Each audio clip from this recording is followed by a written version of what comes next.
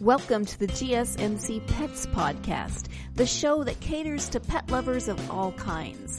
We'll talk about pets on social media, pets doing amazing things, and how to take care of the pets in your life. Whether your pet is a dog, a cat, a llama, hamster, reptile, or something more exotic, you'll find educational and entertaining information on the GSMC Pets Podcast.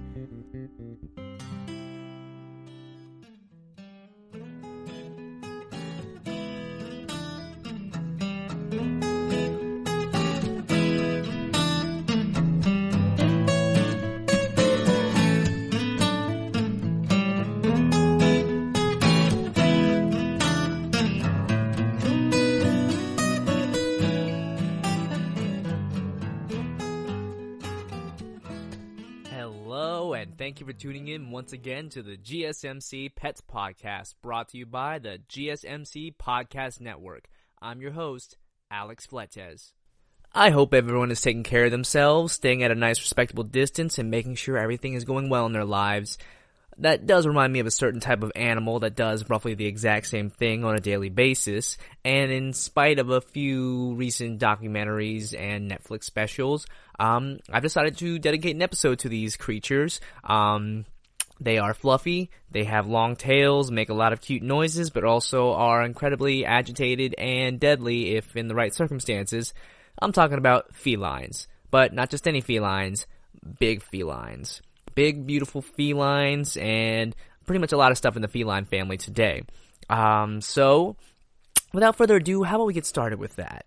So, I felt like talking about these today because there's been a lot of talk about mainly tigers due to that Netflix documentary. However, that's not specifically why I'm talking about them today. I find cats, felines, and a lot of animals in that sort of family to be interesting. Now, unfortunately for me, I'm actually allergic to cats. Not deathly allergic, just minor irritation. So I don't get to spend that much time with them. But I do get to learn a few things about them every so often. And it's amazing how in the different families of felines, there is so much difference and variety and things that they can do, and a lot of things they have to offer. And I wanted to spend some time and talk about that today. Different species of felines, a lot of their special traits, and why they're so fascinating to me. So, for one thing, did you know that some of the biggest cats can weigh up to 930 pounds? That is incredibly huge, and they can average up to a size of 11 feet long. Cats are, interesting. I myself find that while I enjoy being around cats, I don't have as much experience with them, but I do find that sort of their standoffishness and their creativity is very interesting. And of course, since we're talking about the Netflix special and whatnot, I figured we'd talk a little bit more about, tigers. Let's talk about tigers for a little while. The fact that, the average weight of them is going to be about 240 to 500 pounds. Keep in mind, the average human is about a human male will be about 175 pounds. That's more than double what you're going to find. So these things are incredibly, incredibly big. So some people may think that they're not exactly dangerous creatures. They are, in fact, extremely dangerous creatures despite their dwindling numbers. In fact, if anything, I think their dwindling numbers are what caused them to become even more dangerous, if you ask me. So interesting thing about tigers, for one thing, is that they are nocturnal hunters. So, the likelihood that you'll run into a tiger during the daytimes, if you live in one of those areas where there's a possibility of there being a tiger, isn't as high because, again, nocturnal, nighttime hunters. Now, my friend actually owns a few cats, and her cats apparently are daytime hunters, and they're frequently catching and chasing out really annoying songbirds in their yard, very frequently during the day. At night, they are lazy little schmucks. But nocturnal animals are always very fascinating, and apparently those tiger stripes aren't just for show. They actually do work as a form of camouflage, despite the fact that tigers have a very orange color to them. But more than likely, it's the coat of stripes that helps them sort of blend into a lot of foliage in the background. And I mean, believe it or not, at night it probably actually helps them blend in. The orange turns into sort of a probably dark brown color, so it blends in better with the nighttime surroundings as well.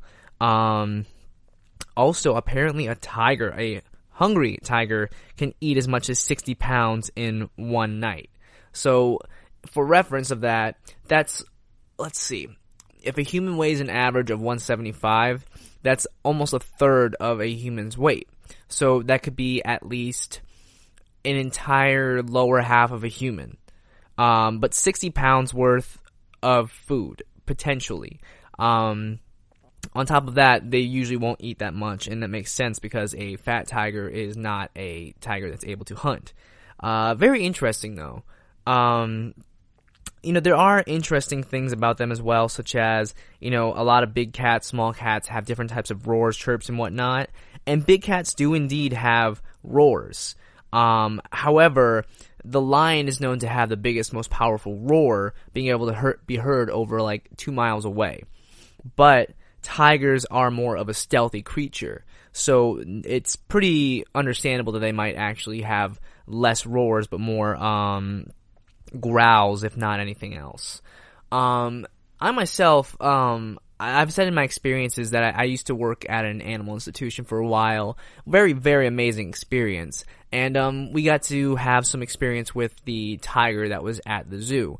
I think it was more of a newer tiger because it was actually a lot more aggressive at the time. Thankfully, it was in its own enclosure. But it was a very active creature. It was up, down, jumping around, everything. I'd never seen a tiger move like that. It was very, very cool. But they're definitely still very playful, just like with cats. And if I remember correctly, I think it's either at a zoo or at a specific animal institution. But they have a really cool tool that's a large, thick rope that allows for people and for a tiger or a lion to actually play tug of war together. So you can get like 10 people to play tug of war against like this one big cat. And the big cat usually wins because people don't realize how strong these animals are. That it would take 8 to 10 people to even match their strength, especially in pulling power. And people were constantly wondering, is this good for them? Yes, it's very good for them. It allows them to use their strength. It allows them to sort of get that energy out while at the same time providing a very fun interactive experience with the animal and also providing enrichment for the animal as well. It's very fascinating, to be honest.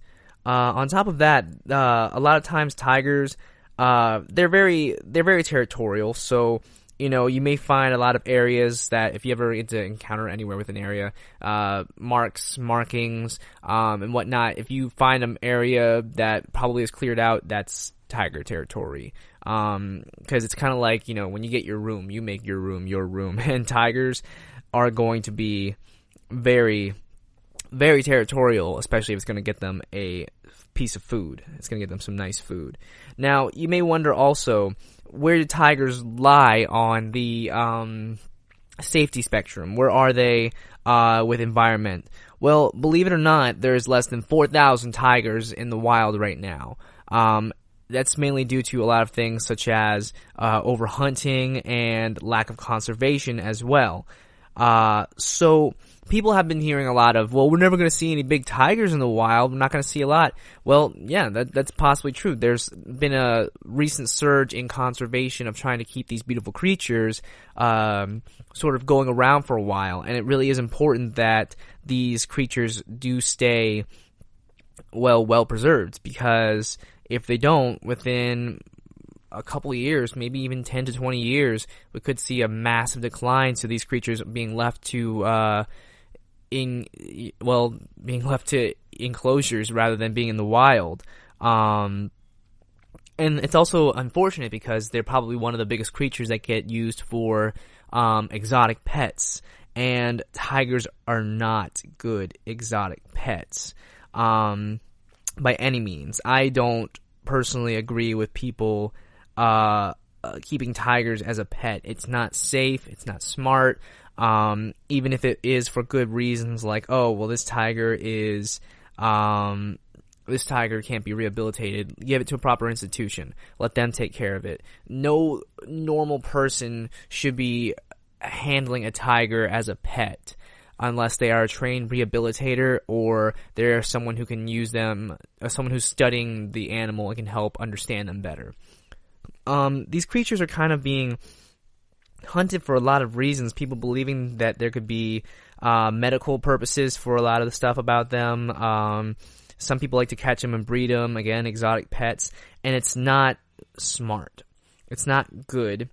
And it's definitely something to watch out for. And I think that documentary, I don't know how in-depth it's going to get about the actual conservation of tigers, but if it does give any light to the issue of tigers being overhunted or mistreated, then yes, that's definitely something to be important and knowledgeable about.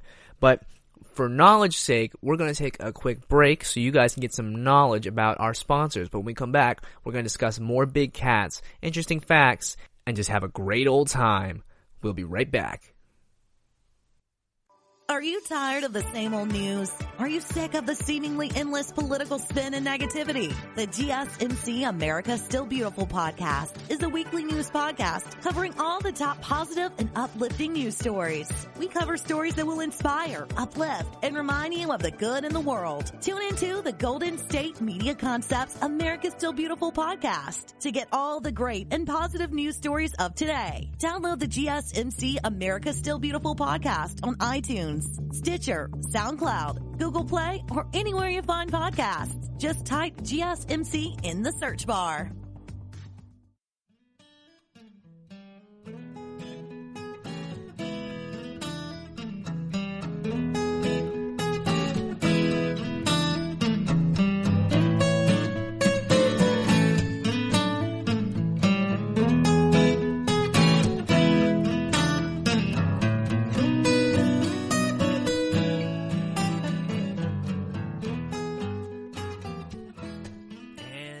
Back. Thanks for tuning in, guys. We're talking today about big cats, their amazing traits, some interesting facts, and just how great they really are. So, since we're still talking about big cats, why don't we talk about the biggest of the big cats themselves, the ones who are known far and wide, the majestic king of the jungle, the one who has several movies after them, the most intimidating creatures out there. We're talking about the lion.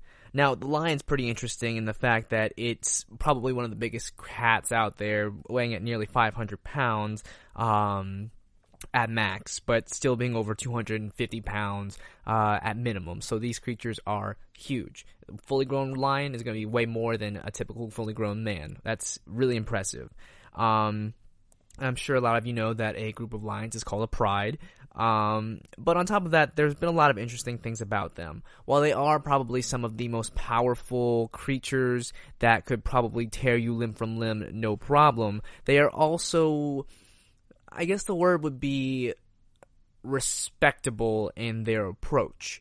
So some people don't know that lions, their numbers have been dwindling very frequently.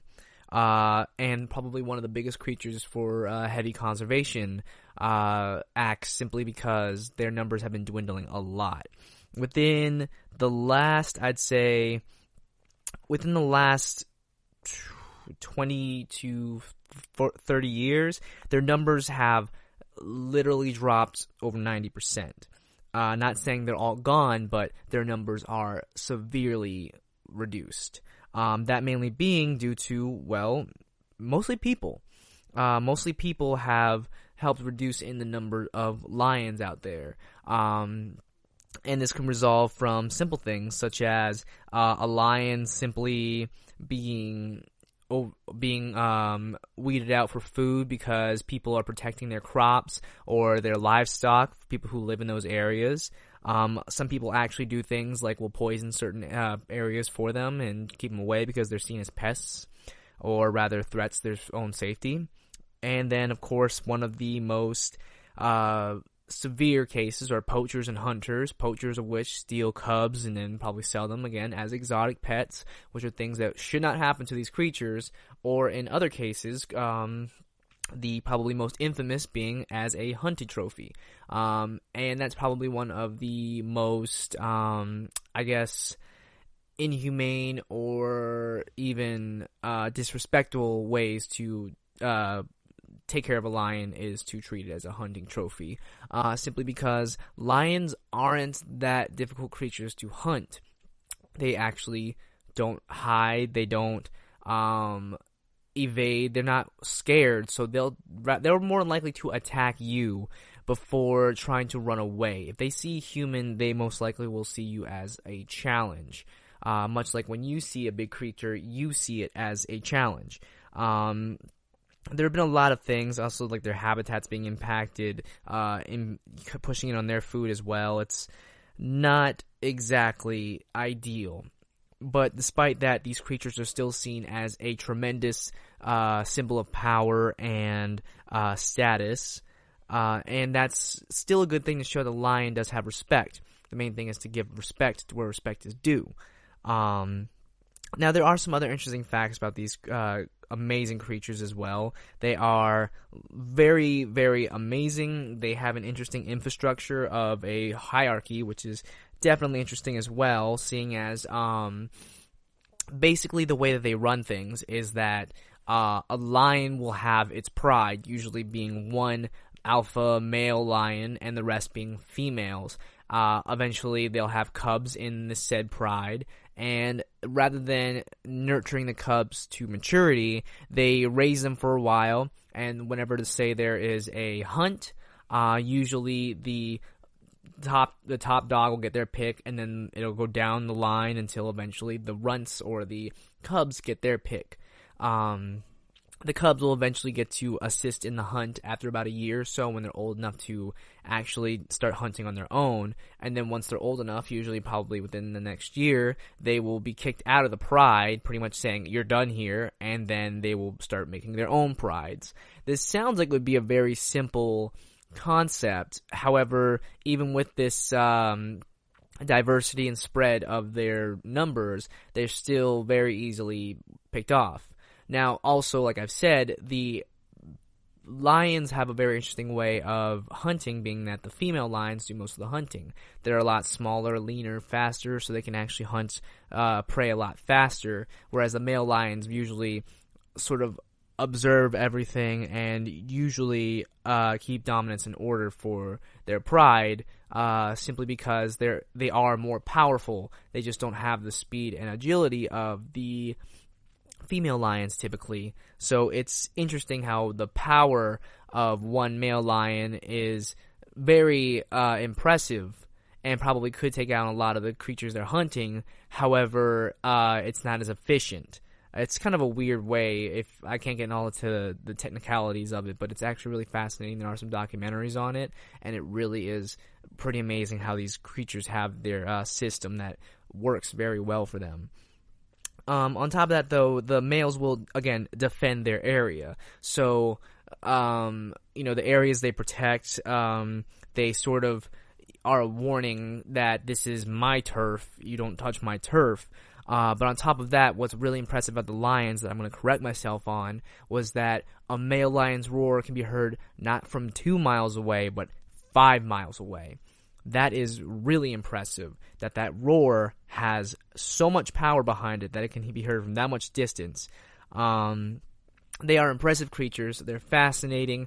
They are big cats. Now, if you go and look at your little cat at home, I don't know if they're really going to match up to a lion, but you can actually sort of get some idea as to what these lions are like, from observing cats in their territories. However, I don't know how often cats have a hierarchy in territory. I think they just kind of pick a spot they want and just go with it. But it's very fascinating. Interesting facts, though. In the movie Lion King, evidently, a lion like Scar from the movie actually would have been considered the actual dominant lion due to its genes and its appearance. mainly due to most natural lions, based off of the breed, actually would have had more of a black mane, and the fur tufts that he has actually would have, on his hind legs, would have actually made him the dominant lion.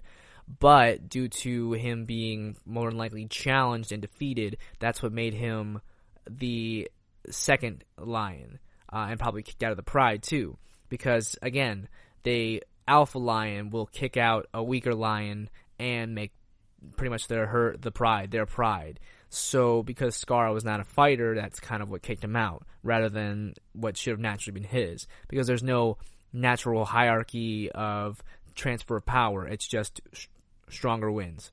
Another really cool fact you might have heard floating around is that in Lion King, the lion's roars are actually not authentic lion's roars, but actually a mixture of different things. From, if I remember correctly, maybe some elephant noises, maybe some tiger roars, and actually a combination of actors and people screaming into like tin trash cans, and some, I think, a little bit of thunder too. It was pretty interesting how they actually mixed together the sounds to create a powerful lion's roar. I don't know how authentic it is, or I haven't heard a side-by-side comparison in a while to really say which one is more powerful, but I think it still gets the point across that, yeah, those lions are pretty awesome, and they have a right to be king. But with that being said, we're about to go on yet another break, and when we come back, we're going to talk about some more interesting big cats. Probably one you heard of, not exactly fun to play cards with because he might be a bit of a, shall we say, not fair player. I think you know what I'm talking about, but we'll be talking about that when we come back. Stay tuned. Tired of searching the vast jungle of podcasts? Now listen close and hear this out. There's a podcast network that covers just about everything that you've been searching. Hey! The Golden State Media Concepts Podcast Network is here. Nothing less than a podcast bliss with endless hours of podcast coverage. From news, sports, music, fashion, cooking, entertainment, fantasy, football, and so much more. So stop lurking around and go straight out to the Golden State Media Concepts Podcast Network. Guaranteed to fill that podcast itch. Whatever it may be. Visit us at www.gsmcpodcast.com. Follow us on Facebook and Twitter, and download us on iTunes, SoundCloud, and Google Play.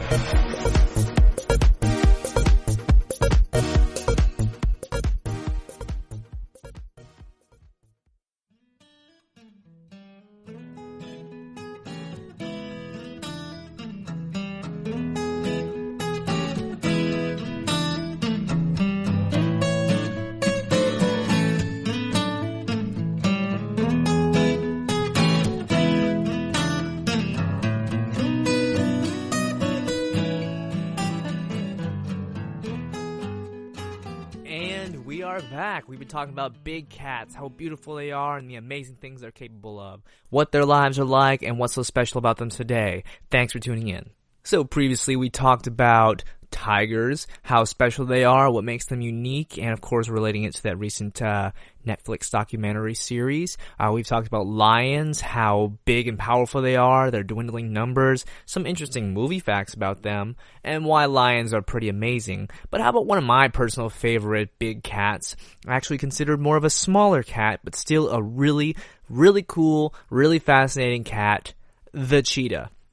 Cheetahs are probably well known for being the fast one. The fast cats, the ones that can move super quick, the ones that, are known for being lightning fast, speed and everything. And that's actually a pretty accurate statement too.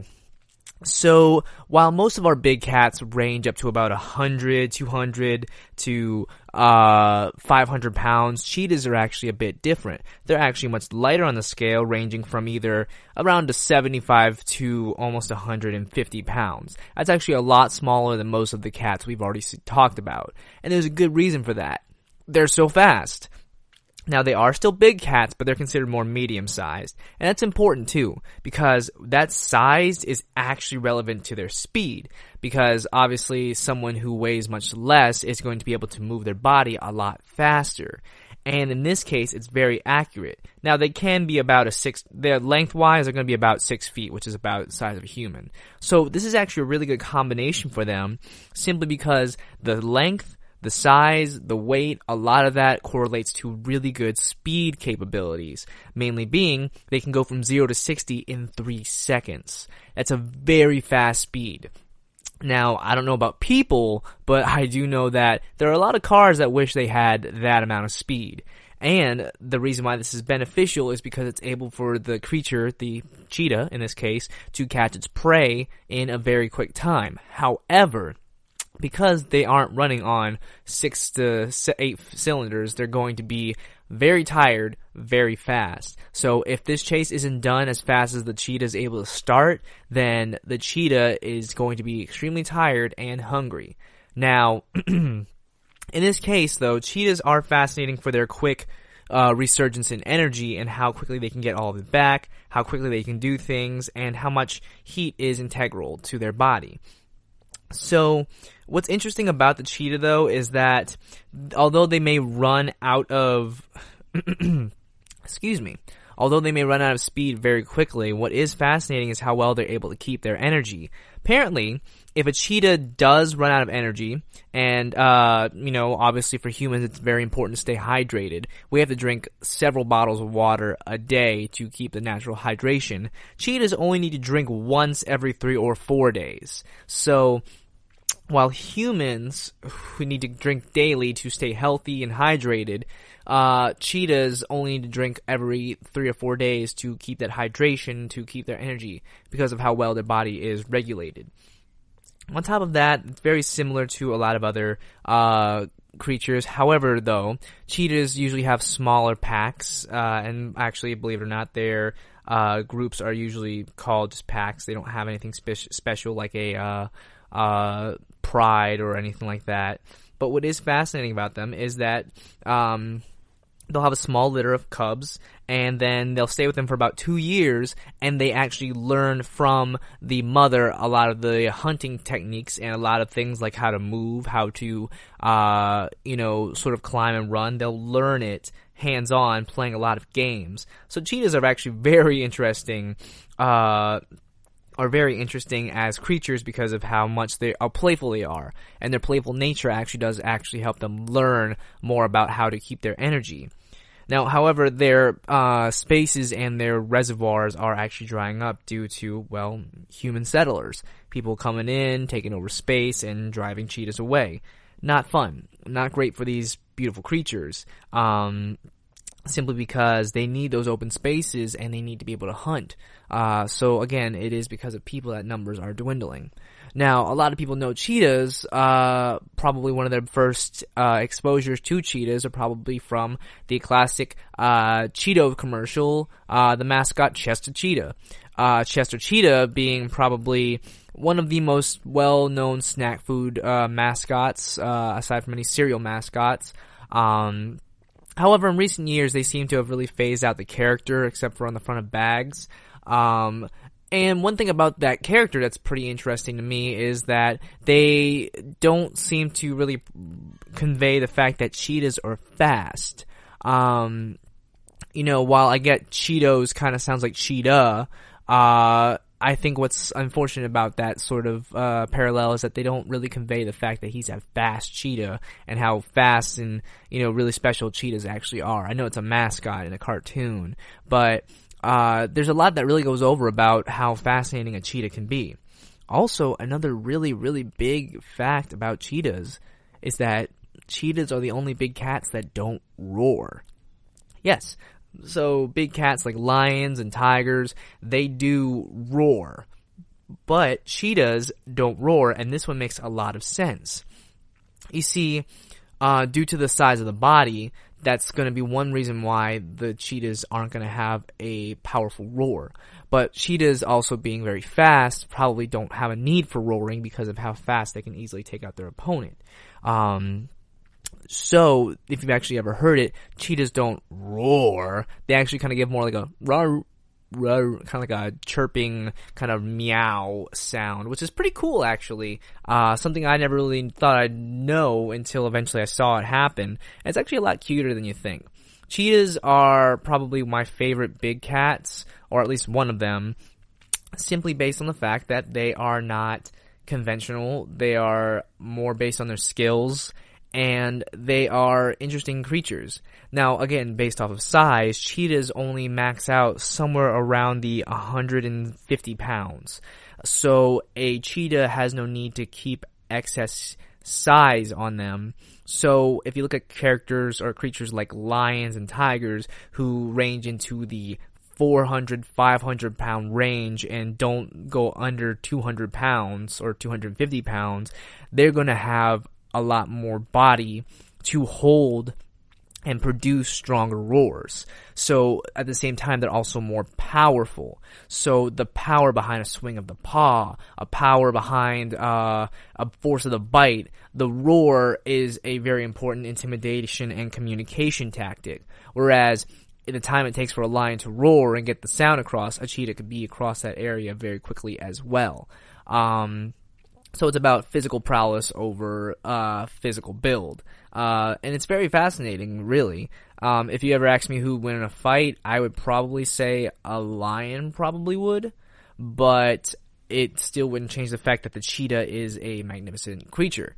That being said, though, I really think that taking some time, just go watch a video of a cheetah move 0 to 60 miles an hour in 3 seconds. That's amazing. That's literally going from standing still to taking like a step and a half, and you're already jumping at 60 miles an hour. That is impressive. That is beyond insane that a land-based creature could do something like that on nothing but its own power. That's really amazing. And also, if you get a chance, go look up cheetah. What sound does a cheetah make? And you will be amused. It will be adorable. Cheetahs make probably one of the cutest noises for a very intimidating predator. But remember, they aren't pets, so don't think that you can go catch a cheetah, because it'll probably outrun you before you even get a chance. But it's pretty awesome nonetheless to hear such an amazing animal do such amazing things.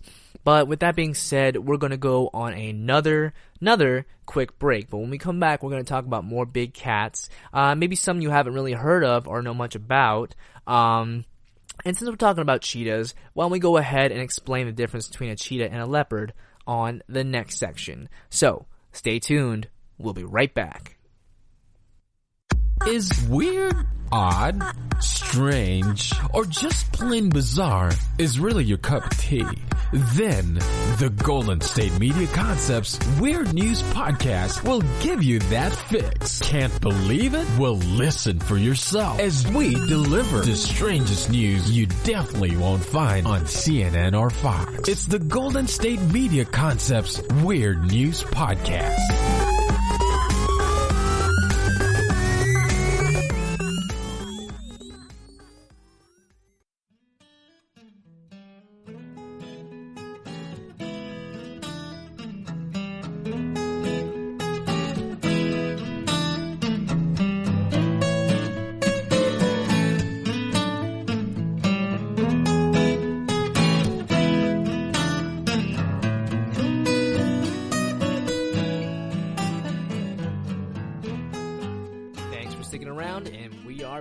So we've been talking previously about big cats, beautiful cats, cats that have really amazing abilities.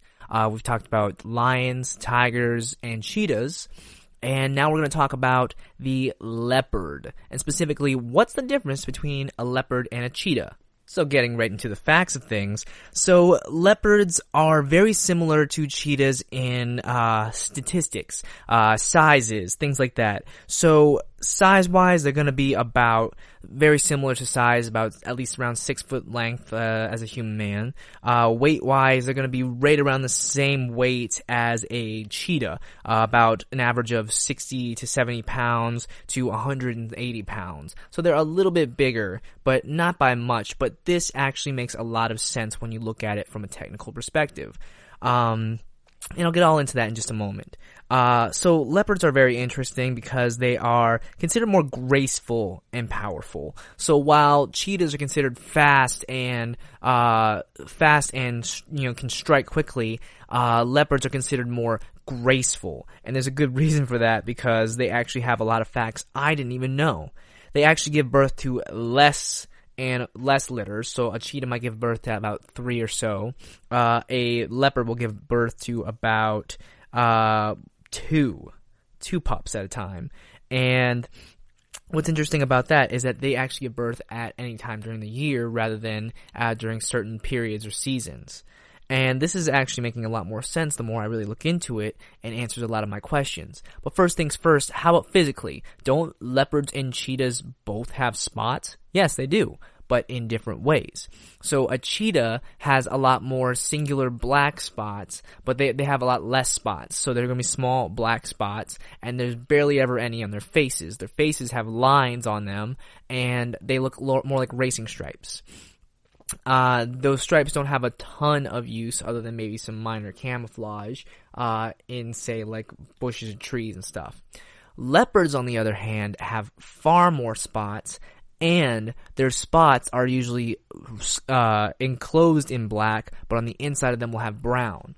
And this is what actually surprised me and made me realize it. So leopards will actually have spots on their face, but what's really fascinating about it is that the spots are for camouflage. Camouflage being that while cheetahs chase down their prey at their fast speeds, leopards actually hunt their prey in high places like trees. They're very powerful climbers. So a leopard will actually climb up in a tree and use the spots it has as camouflage to blend in with leaves and twigs so that way people don't see it as much. And it will actually like drag its prey up into a tree and then probably drop it after it feels it's ready to be dropped and then take its final claim. So that's probably the main difference in a leopard and a cheetah. So if you ever want to look like at a distance and say, is that a leopard or a cheetah? Look at the spots. If it has more spots and they have brown in the middle of the circle of the black spots, it's a leopard. If they're just straight up black spots and there's none on its face, it's a cheetah. And especially if the cheetah has lines on its face. So that's automatically something important to know. So like I said, leopards are climbers. That's why they are actually a little bit bigger than cheetahs too. They need that strength and size to be able to climb trees and pull things up in the trees. But they also need to be light enough to pull themselves up into the trees as well. That's why they're about the same size and weight as a cheetah, but they are a little bit bigger and stronger, and why they're known as graceful. So they'll pull something up into a tree like a net. It's pretty neat. On top of that, they're actually very strong swimmers as well. So aside from being in trees, they actually do spend a lot of time in the water hunting crabs and fish as well, and are very good swimmers. So that's also something that makes them very fascinating, is that they'll be in branches, pull things up, they'll catch things like literally anything they can find. They're nocturnal, so they're very good at hunting at night. They'll take a deer, antelope, pig. They'll kind of move very stealthily amongst the trees or in the tall grass. And it's very fascinating. Very strong swimmers. They can take care of a lot of stuff out of the water. And it was definitely difficult to tell the difference. Some people tend to call the leopard spots, they call them rosettes. Because the shape itself will kind of resemble that of a like kind of rose shaped flower, I guess. And looking at them, they like just kind of climb up in the tree. Like their spots sort of vary in like a weird pattern, going all the way up to the table, to the head of their tip of their nose and such. It's very, very fascinating to look at, and it actually does resemble sort of like tree patterns. And they do come in different sizes as well, such as, they'll come in different colors. They have like the black leopards as well, and some people call them black panthers, but that's actually a bit of a misconception. There are differences. Let's see, what else do we have here? They are also the most adaptable of all the big cats as well, which does make sense. If they can hunt in the water, they can hunt in the water. If they can hunt in trees, they can hunt in trees. Whereas something like a lion or a cheetah more than likely needs specific conditions to really thrive. So a lion needs to have big prey, big enough space, and a cheetah needs to have a lot of open space to be able to chase down its prey. But if, say, you move a leopard from one sort of foresty jungle area to another, they can adapt pretty quickly if there's water, if there's food in that water, if there's, big enough animals, it's possible. So that's actually very fascinating itself. So along with that, what's also fascinating about the leopards is that, like I said, they hunt in the trees, and they'll actually pull their prey up into the tree. But you know what else they'll do? They'll pull it up into the trees to protect it from other poachers like hyenas or other animals that might try to eat the exact same thing they're eating. But it's like, nope, up in the tree. They put it up in the tree so that way nothing else will eat it. So that would honestly be a horrible sight if, like, you're walking and you see a dead antelope or something in a tree. It's like, yeah, there was a leopard nearby, we should probably leave. So that's actually more terrifying than it is fascinating, to be honest, but 'tis how animals roll. Leopards are definitely very interesting and much more fierce-looking creatures.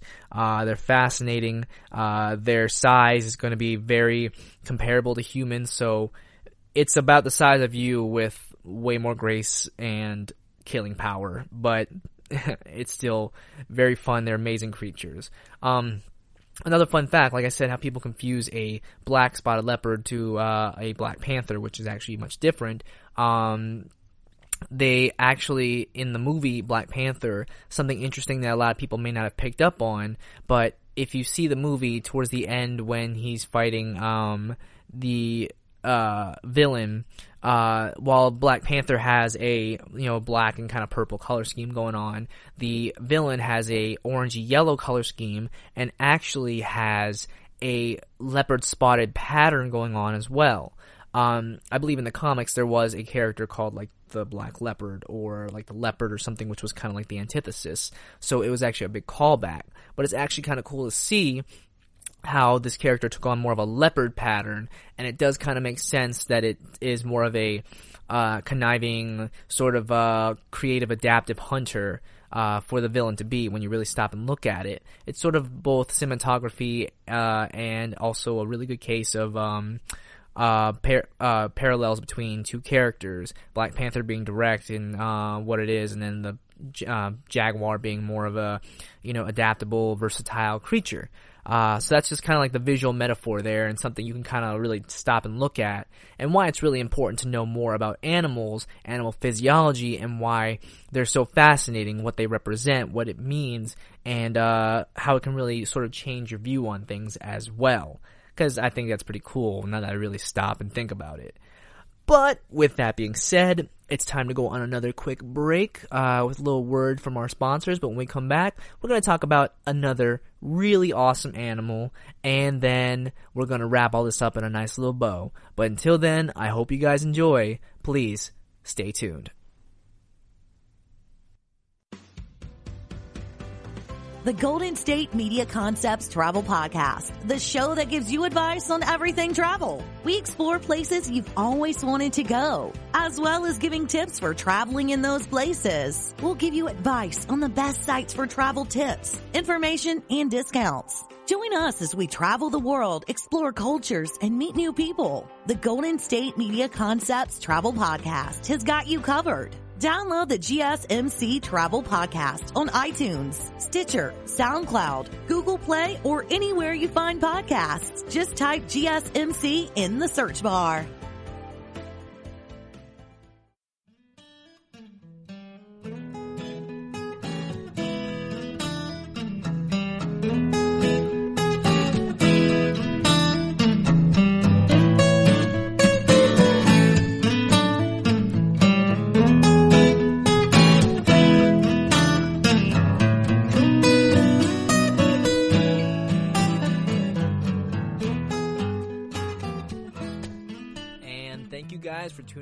once again, we are back.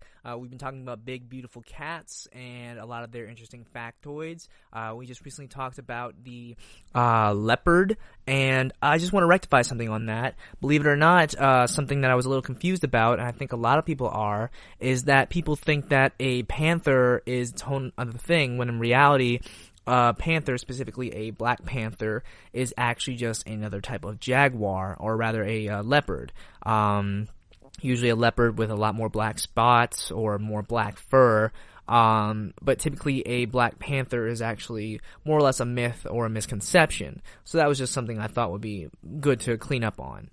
So with that being said, we have a few other big cats I want to talk about. However, unfortunately, their diversity around these last couple cats are a little bit, shall we say, in line with each other. So rather than going about and talking about each one individually, I want to just sort of just spend some time on each one.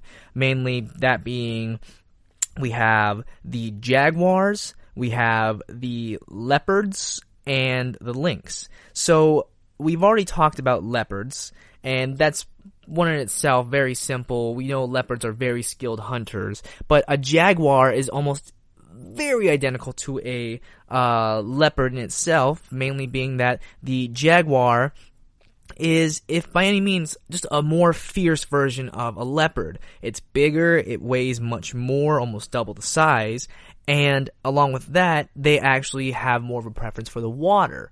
Along with that, they were considered very powerful. They were worshipped cats back in South American cultures. So if you actually see a lot of South American cultures, Aztec cultures, you may see jaguars who are, presented as gods, or in a lot of tapestry because they were considered the most powerful that they were. On top of that, they're very territorial and they're isolation creatures. So instead of having a small pack of jaguars or or anything like that, they live alone. They don't want to be with others, and they typically claw and waste their areas. They just make sure people know that this is theirs. But even still, the female jaguars will have their litter of about 4, and then will protect them fiercely, even from their own fathers. And then once they learn how to hunt, they're usually out pretty quickly. Jaguars, they roam so far around South America, very powerful creatures. So if we remember what we talked about the leopards are graceful, they're able to climb, they pull their prey up into trees, and they are versatile in treetops, ground, and water. Well, take that and crank it up to 11. The jaguars are very similar to that, very much more agile in the water. Very impressive creatures. On top of that, one of their main issues is that they also have a little versatility in where they can live. Tropical rainforests, but also African savannas and large grasslands. So they have a lot of options where they can live. However, of course, one of their major threats is, of course, people. Once again, it's like illegal killings, grazing lands, and deforestation obviously being a problem, because if they can't live in the forest or their waters are being dried up, they can't do much with that. And it's really not good for them, simply because these are powerful creatures, but as our numbers keep dwindling, it also does take away from the natural environment, and it actually does force them to go from hunting wild animals to those cattle and a lot of the livestock that the people who move into these areas tend to bring with them. Not smart and not good. You're putting more of a target on your back. And it's illegal to kill and poach for jaguars, so that's also a big thing that's becoming a big problem. They'll hunt and kill jaguars to, sell bones and teeth for products in China. It's not smart, and they are actually near threatened compared to a lot of the other animals on the list that were vulnerable or kind of endangered. These are near threatened, meaning they're getting close to endangered due to all this craziness. But its trade of them is banned, so any type of trade of jaguars, that's not supposed to be happening. It's not good at all. It's just not. It's actually believed that jaguars were actually known to be able to swim across the Panama Canal. That's pretty impressive, showing how versatile they are in the water. And on top of that, they actually have the most powerful bite relative to their size. So while a lion has a really powerful bite for being either 250 to 500 pounds, a jaguar maxing out at about close to 250 pounds has probably the most powerful bite for its size. Now, we talked about jaguars and leopards, but I also wanted to spend some time talking about the lynx. Probably a cat you don't hear too much about, but you might hear about it from its other name, the bobcat. So I find these to be interesting because from a distance they look like just normal big fluffy cats. But in reality a bobcat is not exactly a feral cat, just a wild cat. So height, weight wise, they probably would be about, if I say the size of them, they'd probably be just bigger than, say, a medium-sized dog, say a Yorkie or a Dachshund dog, and they don't weigh more than maybe 30 pounds. So they're not too big, not too bad, and they're not even a big concern when it comes to any of the animals on the list. That being said, though, they're interesting because they are nocturnal cats who are rarely ever spotted by people. They live in a variety of places, and guess what? They reside in North America. So rather than there being these wild cats who live in, harsh environments, they live in all environments in America. They're very powerful for their size, and they can actually take down prey twice their size, because they're actually genuinely powerful for such little wild bobcats.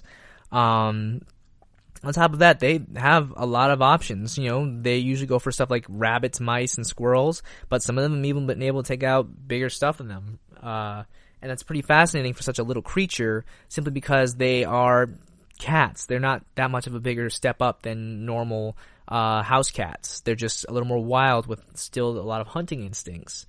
They are, still like normal house cats. They have large litters, and they just kind of take care of them for a long time. They're very fluffy, so they can handle different environments. They're easily adaptive. You can find them anywhere from northern part of America up in Canada to southern parts near Mexico. They are just that versatile in where they can live. And lynx are very fascinating too. Just how much they're able to actually adapt to their environments and what they're capable of as well. Some interesting thing is that, they're obviously the most abundant wild cats, so you may see some feral cats, but you might not see a commonality between feral cats. And they are about 25 pounds. So an average house cat might stop at about, if they're well fed and well played, they might stop at about maybe 10 to 12 pounds. And maybe if they're overfed, somewhere into the 15 to 18 pounds. But bobcats will usually be about 25 pounds. On top of that, they roam from, again, anywhere up in Canada to New Mexico. And that's impressive range for a animal like this. Other wildcats have to adapt to specific environments and overcome a lot of harsh terrains, but wildcats are actually very beneficial for vermin and pest situations. They're very impressive nocturnal hunters, which are very, very, very beneficial. And I find lynx to be very interesting cats if you want to possibly be able to observe something. Now, you may have to live in more of a rural spot to be able to actually observe these creatures, but they are actually very difficult to observe. But wild lynx are definitely the most abundant wild cats you'll see out here, aside from feral cats, because when it comes to feral cats love, to be everywhere. I know for a fact we have feral cats all around our house. And they ain't hurt nobody, but, feral cats are very easy to stumble upon. But they're still cats nonetheless. But with that being said, we're gonna go on another quick break. And when we come back, we're gonna wrap this whole thing up in a nice little bow, and we're gonna just discuss how amazing these cats are, and just all of the amazing things cats can do. We'll be back in just a moment, so please enjoy, and stay tuned. Want to find out what movies to go see? Then check out the GSMC Movie Podcast. It's your ticket to the latest movies, whether it's a new blockbuster event, romantic, comedy, or action flick. This show has got it all covered. They talk some what to go see now. Don't bother. What's hot on Netflix and everything in between. That's gsmcpodcast.com/movie-podcast. When it's all about the movies, it has to be this new show. Don't forget to like them on Facebook and follow them on Twitter. Visit gsmcpodcast.com for more info.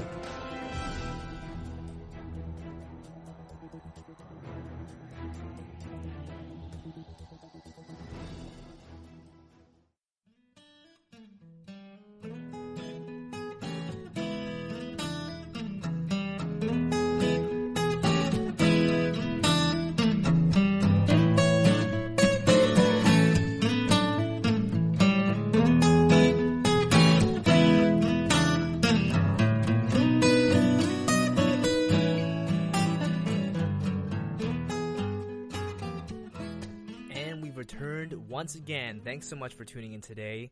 So we've been talking about big cats, a lot of fascinating facts about them, and there's a lot of things you should know. On top of that, we're just kind of wrapping everything up together today. We've talked about lions, tigers, leopards, cheetahs, and a lot of other cats and interesting facts. So pulling all that together, I just wanted to kind of talk about cats as a whole. Cats are interesting creatures. They're very independent creatures. They have a lot of social hierarchies, and they have a lot of interesting versatility in the things they're able to do.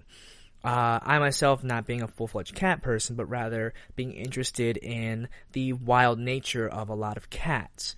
I find that when it comes to cats, they have sort of this really unique mentality of they're not superior, but they are very advantageous with a lot of stuff they're able to do. And there's a lot of sort of intricacies and a lot of little things about cats that make them very fascinating. Some interesting facts, for example, cougars, along with mountain lions, pumas, and panthers, which are all technically around the same thing, even though they have different names, they're all kind of considered the same thing, are not classified as cats because they can't roar, but they can only purr. That's an interesting fact that would keep them from not being classified as a big cat. They're feline, but they're not exactly big cats. It's fascinating because there's little classifications and big classifications, and it's like, wow, you can't do that? Well, you're not a real big cat. So they can't roar, which is interesting. And not every cat can roar, but they do have the ability to make noises and have a lot of the same physical features. On top of that, lions and tigers can roar as louder than a gas lawnmower. So, obviously you putting your gas lawnmower out will be loud and can be heard, and then a lion can roar much louder than that as well. I think we all kind of knew a lion and tiger had some power behind that voice, and it's definitely needed to help establish dominance, because I'm sure whoever can roar the loudest and whoever hears it will know that's a powerful creature right there. And that's kind of how it works for humans as well. And big cats, as well as many small cats, can spend up to 20 hours sleeping. I'm still only at about 10 hours, but that's a goal I one day hope to achieve. But it still is necessary, because if you actually look at cats from a objective perspective, they actually do move quite frequently and use a lot of their body. Even house cats do use a lot of their body to get around. So in exchange for sometimes their ability of vocalization, or sometimes their hunting, they move around in a way that sort of requires them to move very specific portions of their body, and sometimes their bodies are very stringy, or sometimes their bodies have very defined muscles because of how often they use them. On top of that, they do have to be very quick creatures, so having to sleep a long time does make sense, and cats definitely are a master of not using energy when they don't need to, which I can honestly respect about the creatures. They are very interesting creatures, and like I've said, one of the largest big cats, a Siberian tiger, are definitely some of the most endangered cats because of, deforestation, being pushed out of their natural environment, illegal hunting and trades of these creatures, because big cats are both a beautiful thing and also a bit of a hindrance to people. And when people find something to be a hindrance, they want to get rid of it. And that's not always the right thing. If something's directly impacting the lives of humans, it does make sense to get rid of it or move it out of the way. However, big cats have definitely lasted and been around much longer than people have in a lot of the areas that they move to, and it's due to people's sort of expansion. And it's one thing to sort of push the creatures out of the area and make them find somewhere else. It's another thing to start taking them, trading them, selling them for the sake of it's different and it might be worth something, especially when there are obvious bans on that access of those things, which again comes down to the ability of learning. And I always say it's always worth it to educate and learn more about these creatures, learn more about the world around you and why things are the way they are. There are simple little changes we as people can do to not affect the way these creatures live and still keep them around. But if things keep expanding and we keep taking more than we need, then it's only going to impact these things in the long run. Big tigers, big cats, some of them might not be around much longer simply because we keep taking what we don't need from them, or we keep taking from them, and in response they lose more and we gain more, but only for so long. And as much as I'd hate to say this, having people stay inside to prevent the spread of a virus is a good way to sort of let things catch up for a little while. But even then, it's not going to be enough.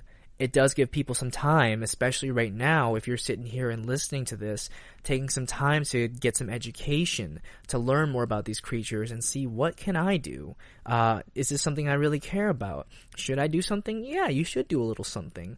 Little things can really add up the more people start to act on them. And it's important to really affect the environment better than to keep taking from it. Those links are doing just fine, but it doesn't mean we have to start taking from them. In the same vein, tigers and lions are fine as predators. They can find food. The problem is that when we take more food from them or take more area from them to hunt, they lose food, and then they start finding other means of food, and that might come down to some of our food. And it's not smart. It's not safe. It's not ideal. But it's what sort of has been pushed on these creatures. It's not something I like to think about, and I'm not always the kind of person to say, yeah, I think we can easily give this kind of thing up. We can do something very simple for these creatures. It's not always easy to give up. But I'd hope that there could be good efforts to try and keep these creatures going. I definitely know that a lot of nature institutes try to do what they can to preserve some of these creatures. My own nature institute did what it could to help with certain tigers and lions, and one institute can't do everything, but it definitely can make awareness and definitely can take care of creatures that were not being treated well and help restore some balance back to the nature, because due to active breeding programs, they try to reintegrate some creatures back into nature, and that's a great thing. It's sad whenever a beloved animal eventually goes away, but it's also really good for them to help them reintroduce into the wild and to provide back to what's been taken. And that's why I really appreciate a lot of nature institutes when they have active programs like that. And I definitely think once this is over, and once you definitely take some time to go and study, go support some nature institutes. I don't know how many of them are going to be open right now, but I'd say if you get some time in the near future to go visit a institute, go check it out. Go support them somehow. Go learn more about the animals in your environment, what's around you, and just find out something fascinating. Learning one thing about these creatures definitely helps to advance the way we can view them, the way that they can thrive just a little bit more, because there's some knowledge to them. It's really amazing.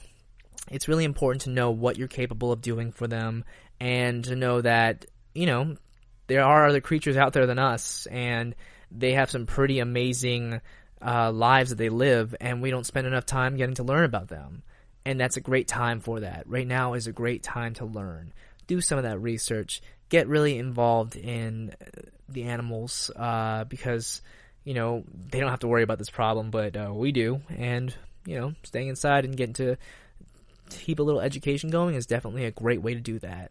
But as always, I'd like to thank you for listening to the GSMC Pets Podcast, brought to you by the GSMC Podcast Network. If you like what you heard today, please consider following and subscribing to our podcast. Give us a like and a comment down below. It helps us out a lot.